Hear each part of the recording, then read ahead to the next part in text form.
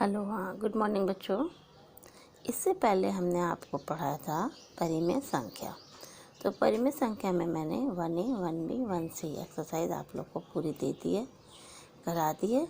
पर अभी तक बच्चों आप लोगों ने पूरी एक्सरसाइज करा नहीं है, तो हमें करके दिखा दीजिएगा।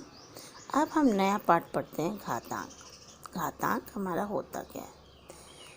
मान लीजिए जैसे हमने लिखा 10 × 10 = 100, ठीक होता है।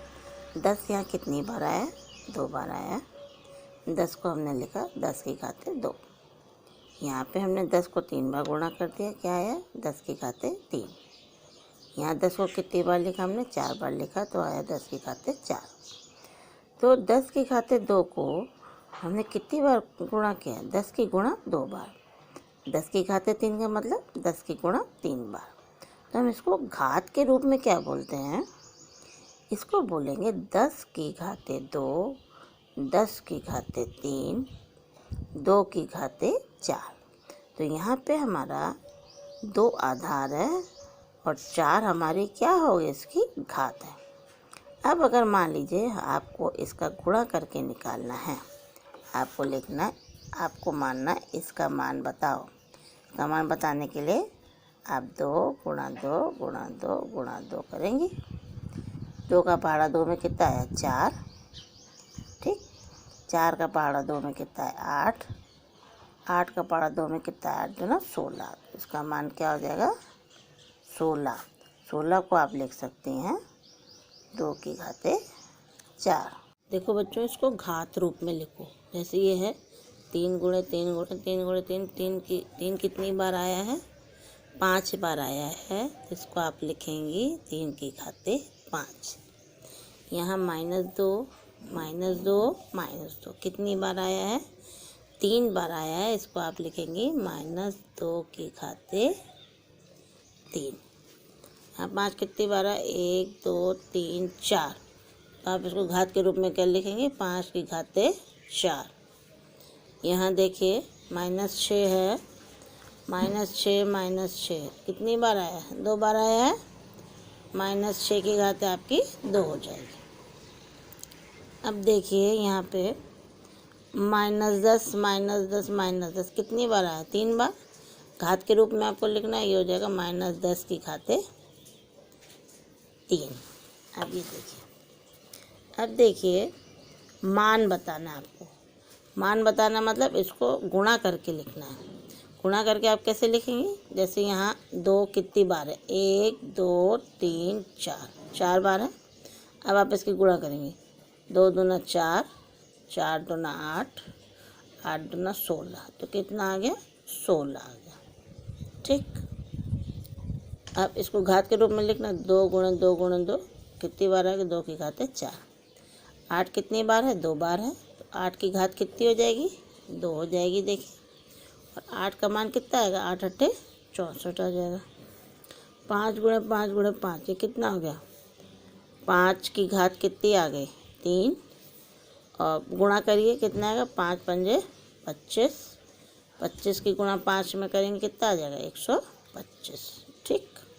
हेलो, हाँ, देखिए बच्चों, अभी हमने आपको बताया था कि किसी भी संख्याओं को हम घात रूप में कैसे लिखते हैं, जब एक समान संख्या होती है उनके गुणनफल को। अब आपको बताना है आधार और घात बताओ। जैसे ये है -2 की घाते 4। -2 को कितनी बार लिखा? 4 बार। तो इसमें आधार क्या होगा? -2 और घात क्या होगी? 4। इसमें -9 आधार, 2 क्या होगी? घात। -11 आधार, घात क्या होगी? 2। इसी प्रकार इसमें भी आधार घात है। आधार 8 है और घात क्या है? 4 है। अब जैसे मान लीजिए अब भिन्न वाला फ्रैक्शन है, वो भी सेम प्रोसीजर है बच्चों। अगर हम 2/3 की घाते 5 है, मतलब क्या? मतलब आपको 2/3 को कितनी बार लिखना है? 5 बार लिखना है। आपने इसको 5 बार लिख दिया, ठीक, एक्सपेंड करके। अब इन केस अगर इसका मान निकालना है तो आप ऊपर वाले की गुणा कर लेंगे अंश की, और नीचे वाले की गुणा कर लेंगे। ऊपर गुणा करेंगे, क्या आएगा? 2 दूना 4, 4 दूना 8, 8 दूना 16, 16 दूना 32। अगर इसकी गुणा करेंगी तो यहाँ पे आएगा 32 बटा 3 तियाँ 9, 9 तियाँ 27, 27 तियाँ 81, 81 तियाँ 243। इस तरह आप गुणा करके लिखेंगे। अब मान लीजिए आपके पास दशमलव वाली संख्या है 0.01। अब यहाँ ध्यान से देखिए, समझ में आएगा नहीं जल्दी पे। 0.01, पॉइंट के बाद कितनी संख्या है? 2 संख्या है। पहले इसको घात के रूप में लिखना है, तो ऐसे तो आप लिख नहीं पाएंगी, इसको आप लिखेंगी, पॉइंट हटाएंगी। ठीक है, पॉइंट हटाया मैंने, पॉइंट की जगह बच्चों 1 लिखा, और दशमलव के बाद जितनी संख्या है नीचे उतने ज़ीरो हम क्या करेंगे? बढ़ा देंगे। तो यहाँ ये, अच्छा एक चीज़ और ध्यान देना, अगर किसी संख्या के पहले ज़ीरो लगा रहता है केवल, उस ज़ीरो का महत्व नहीं होता है। और अगर किसी संख्या के बाद ज़ीरो लगा रहता है तो उसका महत्व होता है। जैसे इस संख्या के, जैसे आपको चाहिए 1 रुपये, तो हम इसको 01 कह सकते हैं। पर अगर आपको 10 रुपये चाहिए तो हम 1 के आगे ज़ीरो लगाएंगे, तब वो होगा ना 10 रुपये। तो इसी प्रकार अगर किसी भी संख्या के पहले ज़ीरो लगा है, उसकी वैल्यू नहीं है। ठीक है, अब यहाँ पे ये हो गया, ये हट गया, यहाँ 1/100 हो गया। 100 को आपने क्या लिखा? 10 × 10, यानी ये हो गया 1/10 की घात 2। अब देखिए यहाँ पे घात प्लस है, ठीक है, यहाँ पे घात हमारी प्लस है और ऊपर घात हमारी क्या है? जब इसको ले जाएंगे तो पलट जाएगा, ये माइनस हो जाएगा। अब ये ध्यान दीजिए, दशमलव वाली संख्या या भिन्न वाली संख्या की ऋणात्मक घात द्वारा दिखाते। क्या मतलब?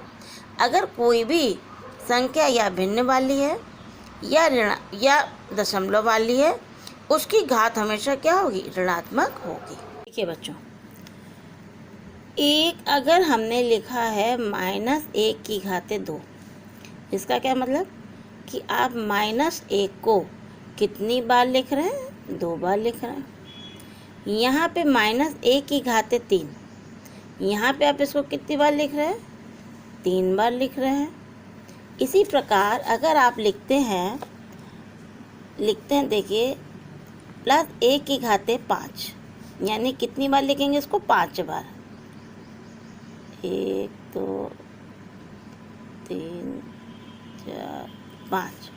ये देखिए हमने यहाँ पे इसको कितनी बार लिखा? 5 बार। 1 2 3 4 5। 1 को आप कितनी बार भी गुणा करें, एक का पहाड़ा, एक कम एक, एक कम एक, एक कम एक, सब एक ही आएगा। तो 1 की घात चाहे जितनी भी हो क्यों ना हो, 1 की घात चाहे 10 हो, उसका मान भी 1 आएगा। 1 की घात 50 हो, उसका मान भी 1 आएगा। 1 की घात 100 हो, उसका मान भी 1 आएगा। ठीक है, जब प्लस वाले की। परंतु 1 के आगे यदि माइनस लगा है, अब देखिए बात यहाँ पलट जाएगी, फर्क हो जाएगी। माइनस लगा है तब क्या होगा? उसका मान +1 होगा कि -1 होगा? देखिए यहाँ पे -1 को कितनी बार लिखा? 2 बार। -1 गुणा -1, तो ये क्या हो गया? +1। क्यों? माइनस की गुणा माइनस से करेंगे तो क्या आएगा? प्लस आएगा। जब इसी प्रकार -1 की घात 3, माइनस की गुणा माइनस से करा प्लस आया, और प्लस की गुणा माइनस से करेंगे तो माइनस आएगा। बच्चों ये इस तरह मत देखिए, अगर -3 संख्या लिखी है, -3 बार आता है, 5 बार आता है, 7 बार आता है, विषम बार आता है। अगर माइनस आपका विषम संख्या विषम बार आता है तो उसका गुणनफल माइनस आएगा, और अगर माइनस का गुणा माइनस वाली संख्याओं का गुणा सम बार आता है, उसका चिन्ह प्लस होगा। देखिए यहाँ 2 है, ये सम संख्या है, प्लस आया। यहाँ 6 है, सम संख्या है, इसका क्या है? प्लस आया। 5 यहाँ विषम संख्या है। विषम और सम संख्या होती क्या है? सम संख्या जो 2 से पूरी कट जाए। जैसे मान लो 10/2, 2 का पहाड़ा 10 में कितनी बार जाएगा? 5 बार जाएगा। पर अगर हम 11/2 करेंगे, मान लो अगर हम यहाँ पे 11/2 करेंगे तो क्या 2 कम 2, 2 पंजे पूरा बार पूरा कटेगा? नहीं कटेगा। तो 11 आपकी कौन सी हो गई? विषम संख्या। ठीक, हेलो, हाँ देखिए, इसमें आपको मान बताना, -2 की घाते 3 का मान बताओ। मतलब -2 को आप कितनी बार लिखेंगे? 3 बार। हमने लिखा -2 गुणा -2 गुणा -2।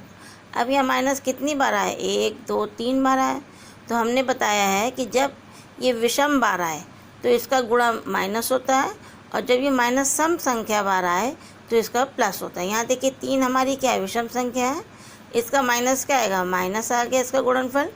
अब 2 का पहाड़ा 2 में पढ़े कितना आ गया? 4। 4 का पहाड़ा फिर 2 में पढ़ेंगे कितना आ गया? 8। 8। इस तरह आप सॉल्व करेंगे। इसी तरह इसको करना है। -4 की घाते 4, इसको कितनी बार लिखेंगे? 4 बार। -4 गुणे -4 गुणा -4 गुणा -4। तो ये हो गया।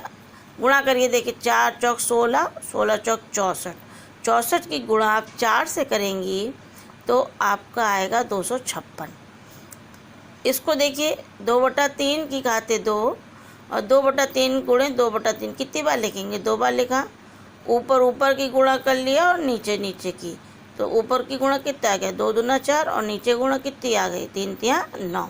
तो इसका मतलब हमने यहाँ क्या लिखा है? यदि ऋण वाली संख्या सम है तो उसकी गुणा करने में धन आएगा, और ऋण वाली संख्या अगर विषम घात में आई है तो उसकी गुणा करने पे माइनस आएगा। जैसे देखिए यहाँ 1 2 3 4, जब 4 बार 3 की गुणा कर रहे हैं -3 की तो प्लस आ रहा है, और जब इसको हमने 5 बार गुणा किए 1 2 3 4 5 तो कितना आएगा? माइनस आएगा। इसका आंसर आ गया 243। हेलो, हाँ बच्चों, इसमें देखिए अब हम अभ्यास करेंगे 2A। तो पहले आप समझ लीजिए अभाज्य गुणनखंड होते क्या है। अभाज्य गुणनखंड मतलब कि हम उसका एलसीएम निकालेंगे, जो किसी भी संख्या से गुणनखंड करने पर उसके बाद वो किसी संख्या से ना कटे। मतलब अभी समझ में नहीं आएगा, ऐसे थोड़ा सा आप प्रैक्टिस करेंगे तब आएगा। जैसे मान लीजिए आप उदाहरण लेके समझिए 125 है। 125 किस संख्या से विभाजित होगा? ये बच्चों ध्यान रखना कि जिस संख्या के आखिर में 5 आता है या 0 आता है वो हमारी संख्या किससे कटती है? 5 से कट जाती है सीधे।